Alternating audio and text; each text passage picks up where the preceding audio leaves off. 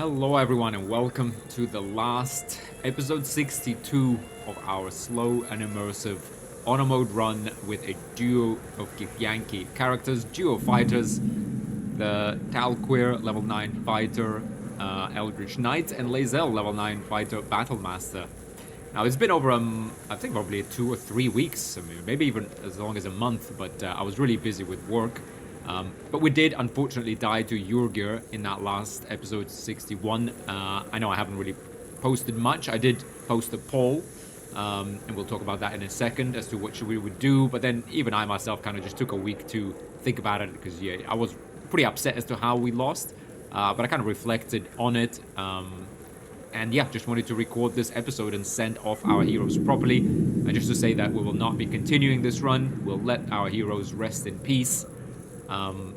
I wanted to thank everyone for following the series, liking, subscribing, commenting, giving all advice. I have to say, again, when I started this run, I thought I had a pretty good idea of how the mechanics work and how this run is going to play out.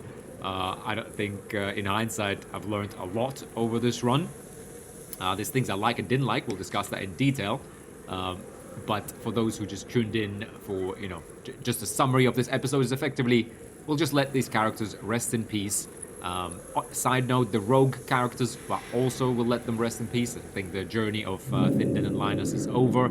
I think that was, a fair ending. We did fight Merkel with what we had. We knew what we knew. It was a blind run.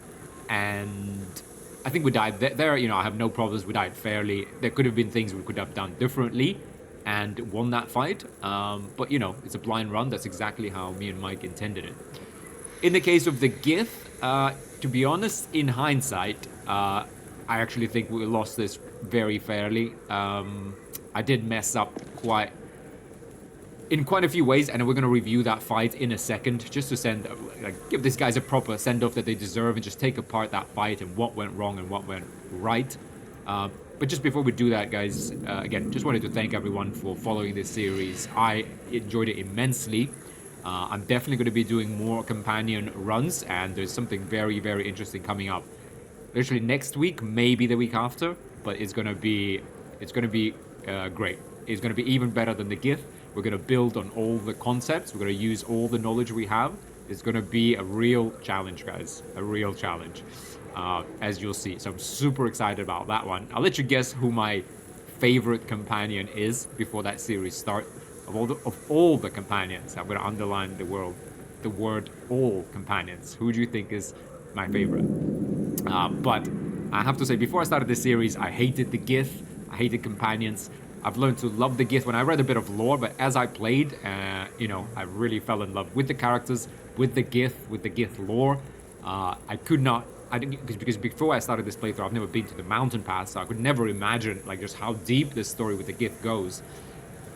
And so, it's again, that just makes it even harder to let go of these characters and of this storyline.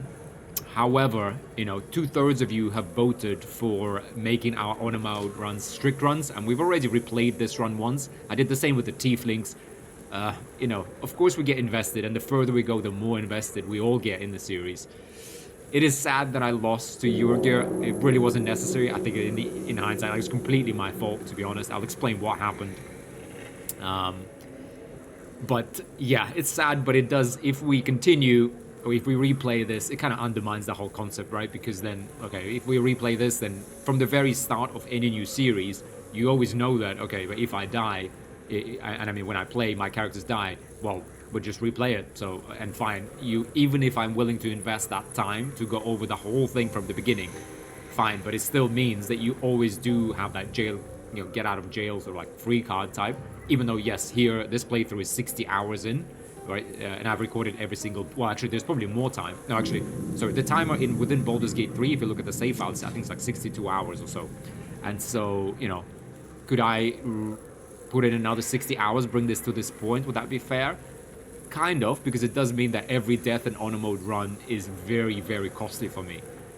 But at the same time, I just kind of think it undermines the series. I obviously know things better now. It's just, it's a shame. Also, the kind of silver lining of my thinking is that While I enjoyed this run, I enjoyed the Gith. I mean, I was like pleasantly surprised and excited about how deep the Gith story goes, as I mentioned. But what I didn't quite enjoy overall is that I think I built the Eldritch Knight wrong.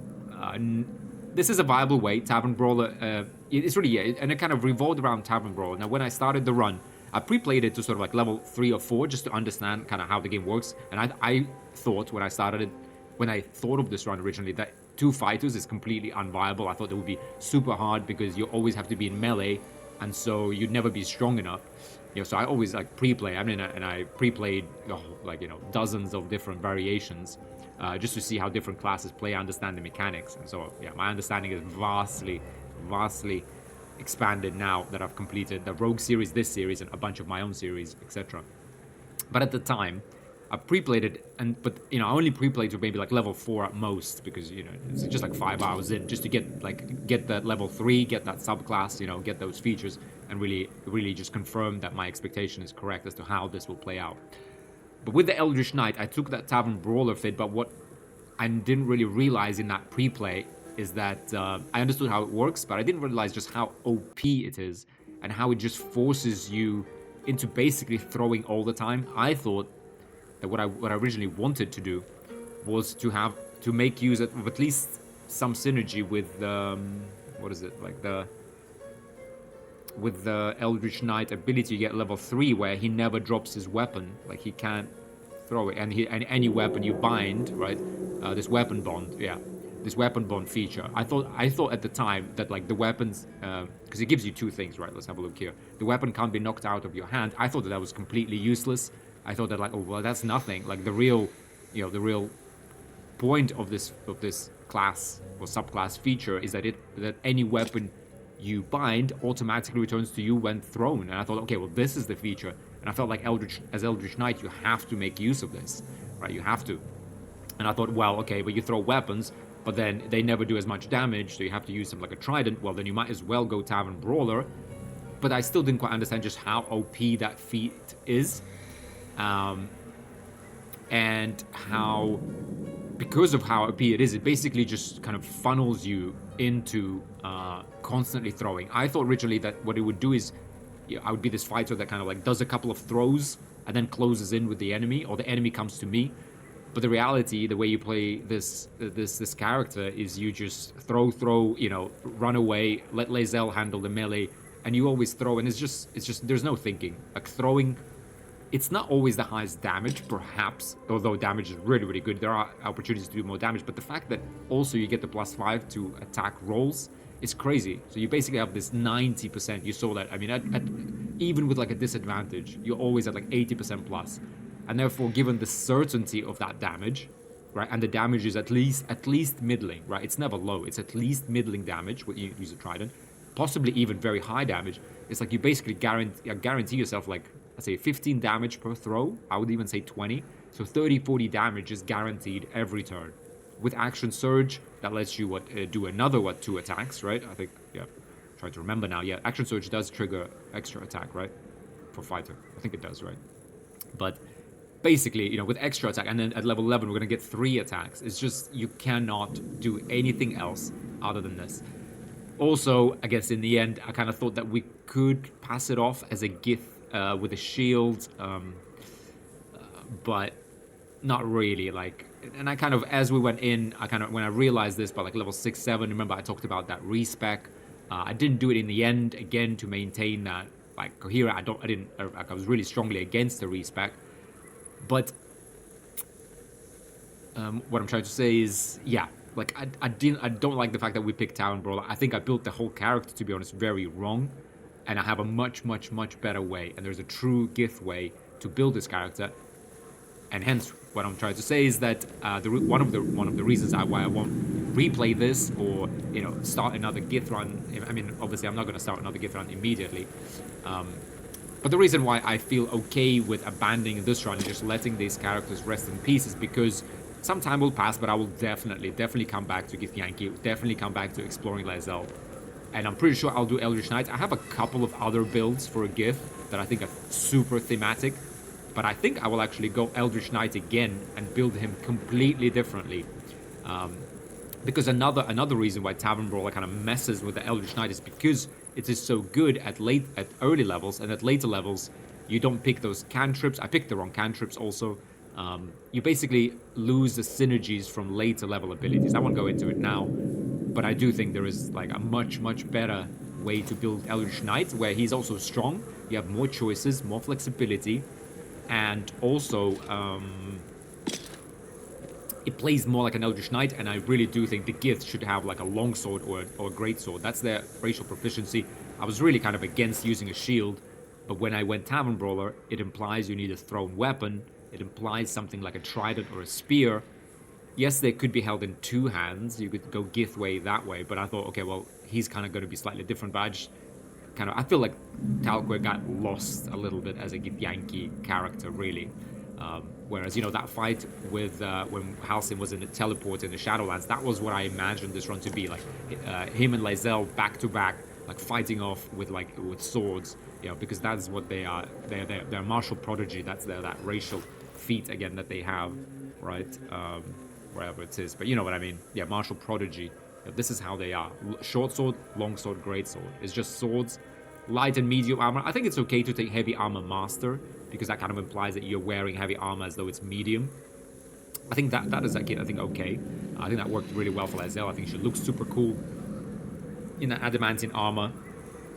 That all works really well. Also with the spells, I messed up because I kind of misunderstood. I didn't even know how like spell DC works, to be honest, when I started this. And so again, like the spell choice, it's okay. It's not terrible. But there's there's things I should have changed at early levels. At later levels, yes, things like blindness works, but really, you should be almost completely comfortable keeping intelligence at 10 as an Eldritch Knight and picking all the utility spells. Like the shield, we obviously have. That's a good synergy. Long Strider for sure. It's things like this, because he's not really an offensive caster. Now, at later levels, I do think the Handbed of Intellect works. But it's only at like level, what is it? I think level 9, I think, right? I think we did get the, no, not War Magic. War Magic is, we need to synergize differently, but maybe it's level 10 actually. I think level 10 even. So only at those later levels we get that feature where if we strike someone with a melee attack or something, then for next turn we can cast a spell with an advantage, or rather enemies have disadvantage on saving throw. That is only at the very end. That's where this offensive capability come in. And as you saw, we never used Shatter other than a couple of times. And even when we use it, people can still resist it. But things like, Magic Missile, that was useful. That force damage, that's shields, definitely very useful. Thunder Wave, also very questionable. So different way to build this, different cantrips. Like the Friends cantrip, yes, we did use it. I think arguably you could drop that. There is with War Bond, again, as I said, we didn't use this, but you should use this. You should have at least one offensive cantrip. Or I could have even used Blade Ward. I don't know how I didn't think about that, but you use Blade Ward as a cantrip, right? You can make a weapon attack using a bonus action, right? So you gain resistances to everything for 2 turns, and you still get your 2, hopefully I think that triggers extra attack. So, I think I missed the point kind of Eldritch Knight, and the reason I missed the point is because I always thought of it as Tavern Brawler being that core feat. And yeah, so the silver lining is we will come back with these 2 characters. I mean, I can't wait for it, but I am going to give it a good, probably like 6-8 months, maybe towards the end of this year, maybe next year, I will start this run again. Differently, and it will proceed faster. You saw, I am iterating on this immersive formula, and you will see in the new run, we're moving at a very high pace because I'm leaving a lot of things off screen, where it's like looting or even locations, which we all know, especially in the first map. And I'm just sticking to the dialogue and combat. You can actually get the pace up, really, it's more enjoyable to watch while remaining immersive, and where you see all the key fights and the key dialogues, you all see and witness it together with me. Anyway, with that said, what else is there to say? I really enjoyed the way I built Lae'zel though. I think she worked really great with the Gith, all of this, the circlet. Lae'zel, I was very happy. Now we'll talk about where I messed up, but one way I messed up majorly. I was kind of hoping, guys, you would tell me in the comments, because I'm pretty sure I've mentioned this a few times, that I thought that this says when downed automatically stabilize. And I thought that that means +1 HP. But when you actually read that on Relentless Endurance for Half Orcs, the way, even the description is written differently. And I know you're going to tell me, well, why don't you read the tooltip? Agree. I have nothing to say to that. I should have read the tooltip, because the tooltip does not say anything about getting +1 HP and getting back up, right? It literally says here, automatically stabilize. I wish it kind of automatically stabilize. What does that mean? Well, now we know it doesn't heal you. It just stabilize. Just means you will lie there downed indefinitely, right? That's what it basically means. You don't have to roll for the death. So you never die. You just kind of just crawl around there waiting for an ally to resurrect you. I still think this is actually really strong, right? You restore maximum number of health points. Separately, for someone who doesn't have a shield, still pretty high AC, but is there in the melee. She's protected from crits, but she will take damage, and she will strike back, and then with Great Weapon Master, she will have that extra attack. So she could do 4 attacks at level 11. I think you get the 3rd attack, right? So attack, extra attack, potentially crit, go Great Weapon Master, boom, that's huge damage. But then your enemies will whittle you down slowly, and then you just do like one massive potion, and you heal for 40 HP. That's half of her HP. That's one bonus action every 2 or 3 turns. I think Periaptive Wound Closure is really, really strong, guys. There are other good amulets. I think, though, for a fighter, I don't know. If I replayed, I'm pretty sure I'd build Lae'zel roughly the same as I have here. But, maybe I'll make some changes. All's well that ends. Talqueir we've already discussed. Yeah, I kind of messed up. It should be different. Yeah, the rings would have been different. Yeah, Headband of Intellect I think is still necessary. That's how you get from that. Let's say you start with 10 intelligence. You can get it up. But more so towards that level 6, 8. Maybe not really earlier than that. But spells are supplementary. But I would build him significantly differently. And I think it would work. It would still be very viable, very strong, and more thematic, more like in tune with the Gith way. So can't wait to replay that. With that said, shame that we have to take that tadpole, but you kind of have to deal with the Zaithsk as the Gith, I guess. Maybe I try to avoid it next time. Again, this was a blind run, that was part of the fun. I don't like the fact that I had to consume 1 to heal myself, at all. I want to just go completely non-tadpole. I don't know if there's a way to figure out. Those DC rolls are absolutely brutal, right? You'd have to, I think you have to really over prep for that with all sorts of elixirs and resistance spells. I don't think it's possible to pass those checks. You'd have to have 4 inspirations and then re-roll all of those to really get rid of that Zaithsk debuff, complete that without the debuff rather. So with that said, guys, again, thank you all for joining me in this series. Thank you all for commenting, liking, subscribing. Glad you found the channel. Hope you enjoyed. Let me know down in the comments of this video, if there's anything I haven't even mentioned, but as you were watching, do you think there's anything I could have do differently for immersive runs in general? Do you think there's anything in particular I could have done better with these? And anything, pacing, builds, how I interpret immersion. I do have a very set way as to how I interpret it. Yes, it is arbitrary. Some people might say, well, this is fine, it's not fine. I do take risks. I don't want to be just gimping myself. So I did take a shield here. Yes, and in hindsight, I don't like this. I don't think Talqueir was quite as much of a Gith as I imagined him to be or wanted him to be. But it's okay. You experiment. You get things wrong. That's life. But yeah, really, really sad though. It really took me a week or 2 just to process the loss of these characters. I really, really, really enjoyed this run, guys. By the looks of it, you did too. Almost every video in this series, that's a 60 episode series, almost every video got 1,000 or more views, which was nothing like any other series on my channel before this. I think the Tieflings are also getting good views, so it seems like people are enjoying it. But again, if you started watching, then you dropped off, or you watched it, is there anything, after 10, 20, 60 episodes that you think man, I wish he did this differently? Let me know down in the comments. We really, really welcome all feedback. I have my own thoughts, and you will see that in the new series, how I approach that. Again, immersion isn't going to change much. I do have a pretty set view of how it should play. We are going to go strict auto mode from now on all the time, right? So no replays, even in Act 1. yeah, well, yeah. There's not going to be any question about that. So that's how that's going to be. We're always going to play honor mode. Always going to play solo or duo for sure. I do have an interesting idea for a full party run. I feel like if by the end of the year I haven't completed honor mode with my duo, I do have a fun idea for a full party. But it's it will be thematic. You'll see it when it comes. I'm pretty sure I'm going to do it, but it will be towards the end of the year. Yeah. With that said, guys, this is a goodbye to Talquer and Lae'zel, who unfortunately perished at the hands of a devil. Now, for the second half or so of the video, I'm going to actually minimize the game. Hopefully, yeah, you can now see my actual screen. And here we have, I just wanted to load this up. I show you the poll in case you guys didn't look at it. So we got 120 votes, and 60 people voted, said, strict HM, honor mode, you die, this is what it's all about. And I agree. I have to agree. And yes, we're invested in these characters, but look, if we start replaying it, like, even if like I said, if I reinvest 60 hours, it's just tedious for me, first of all.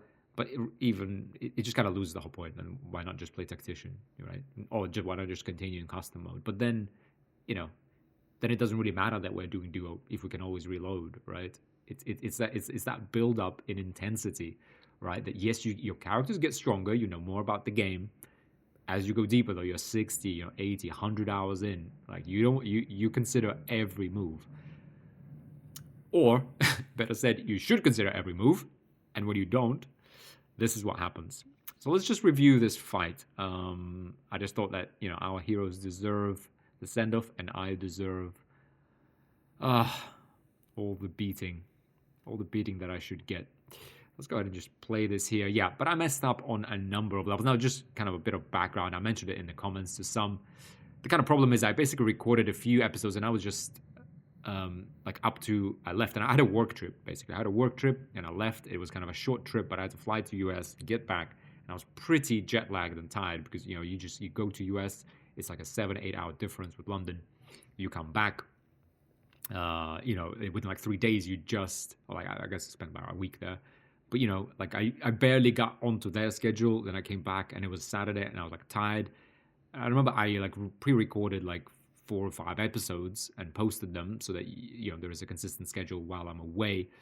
But then I think I skipped one day. It was a Thursday, and this was Saturday night, and I thought, I have to record an episode. And I thought Your Gear, we were catching up with the Rogue series, and I thought, well, we're so close. I know what Your Gear is. It's not so hard. We're super strong. I kind of had this fight in the bag, and I think that's where I lost the fight already, right? I thought this was easy. I thought this was easy. I thought this fight was in the bag. I'm just gonna load up BG3, just quickly do this video. I recorded it also in midnight or something because I was jet lagged, and I was really tired and just annoyed. You should have probably heard that come through. And I thought, okay, I'll do this minor illusion. I thought I would kill him before he can even act. I thought I just take him out turn 1. We have action surge. We have 4 attacks. I thought Tavern Brawler is gonna hit him 4 times. That's going to be enough damage. Lae'zel is going to go in there, smack, might miss once. But with the Great Weapon Master, with all of her buffs to attack rolls, we're going to be just fine. I thought, you see here, no problem. I thought we started with that Arrow of Aberration. Let me just increase the speed here. Where's my sleep time? I know.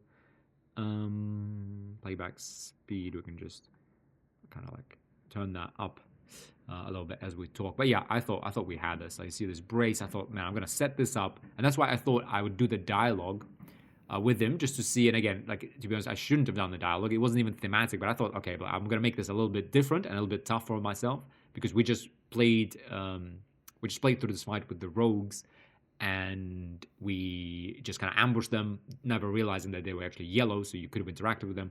So I thought our gift would just walk in there and take this guy. And I thought even if the fight started during dialogue, would have no problem doing it. And I thought it would just make for an engaging video. And I like I like taking those risks in honor mode because I think it's thematic with it's on theme with the characters. I think here it was okay. Although arguably we did notice them, so and the Gith aren't fond of devils. So I was kind of doubting even that, but I thought okay, I'll make this an engaging fight because I thought it was pretty straightforward once you figured it out with the rogues, and I thought it would be a bit like unfair if I just played it in exactly the same ways as the rogues did. Now, you see here, I got that Arrow of Aberration, and here it goes. Here we go. Here's Talquare opening it up, yeah. So I thought, yeah, okay, let's come here. I thought we get the surprise round, I guess, disadvantage. Too dark. Let's see, I don't remember what I actually did about that.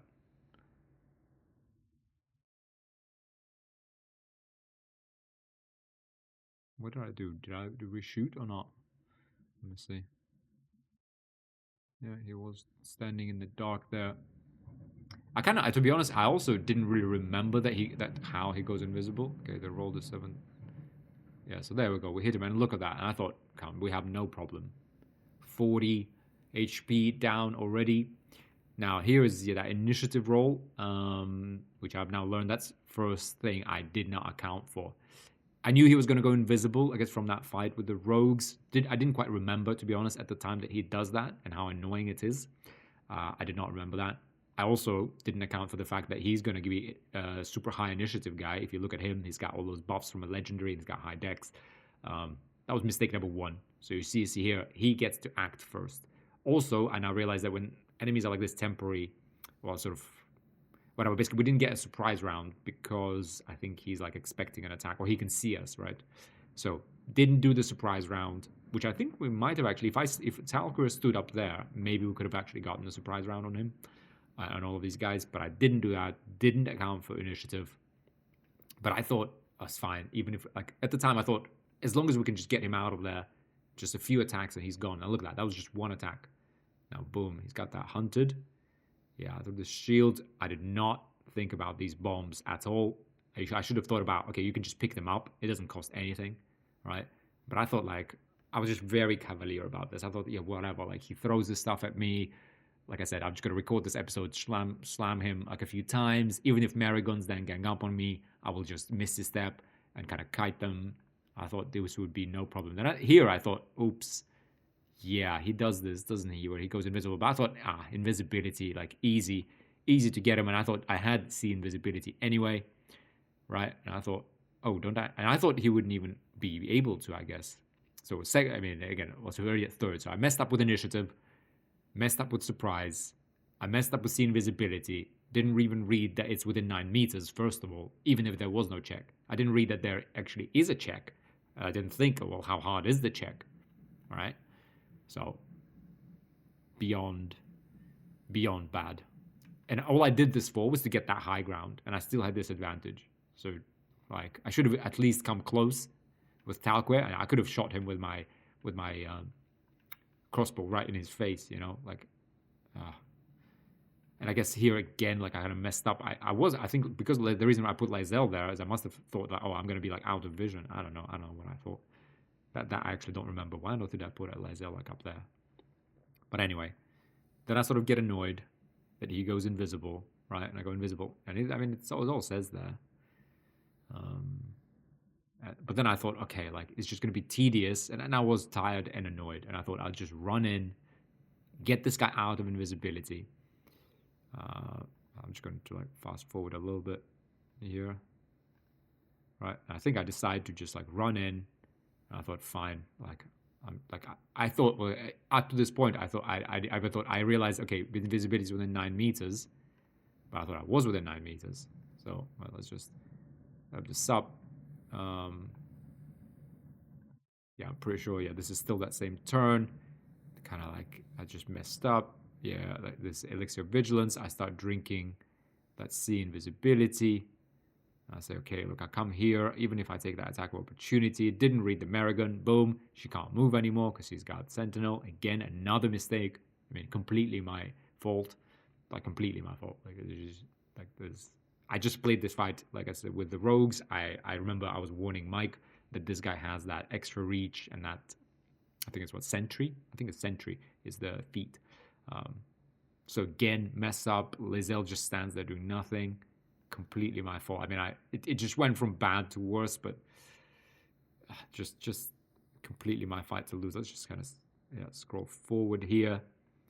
Yeah, invisibility. He must have passed the check, or I also thought that he was here, and in the end, He does actually appear somewhere here, but he did walk back. So I kind of think he either passed the check, which is fair, like it's a 15 DC.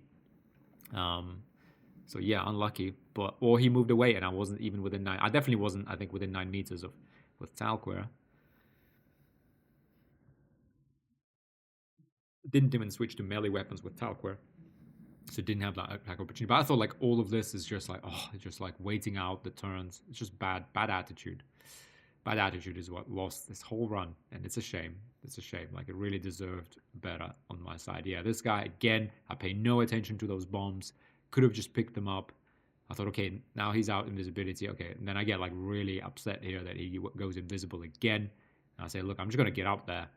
And I still, up to this point, thought that okay, invisibility it's a guaranteed spot.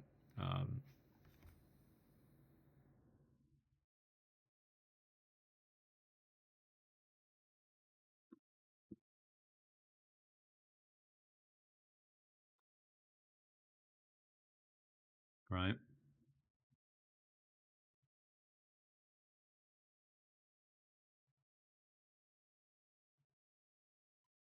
Sorry. Yeah. Sorry, just watching this. Yeah, it's just so.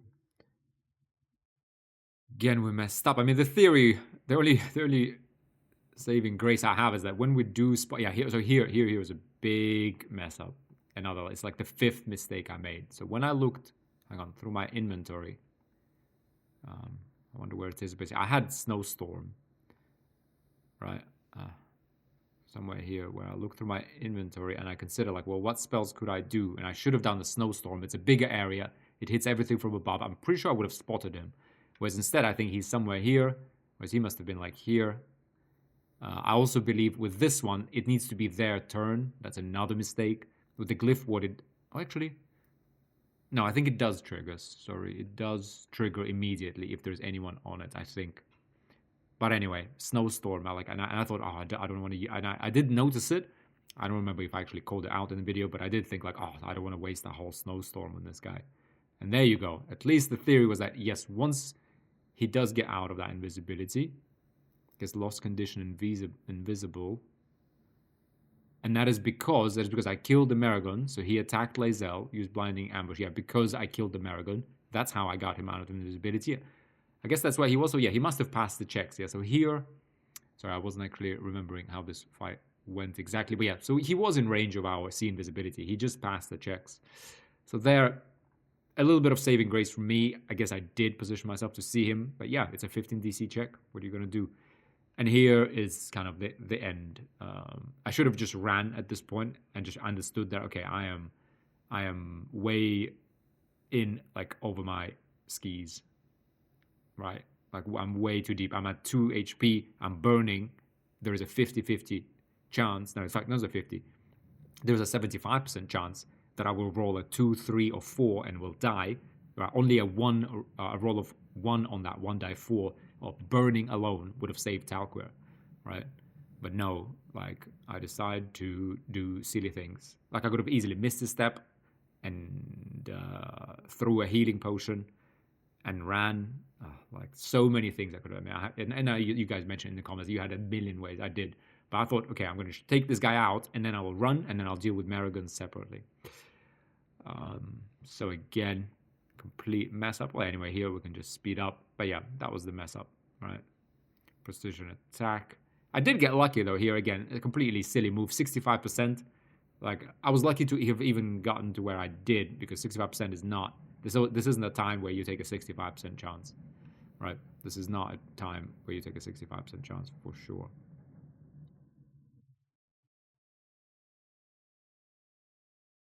Right. And yes, I guess again, saving grace that we did. It was easy to kill him if we could see him once we unloaded that action surge. You know, I mean, how many attacks did he then take? Right, like 3, 4, easy. And here I thought, okay, but that's fine. I'm gonna get away. I think only here then I realized that okay, Talquare is not getting away, but there's a very low chance of him getting away. Whereas this completely, and I thought like that's fine. Okay, I can't believe if Lae'zel was just here, 3 meters of movement speed.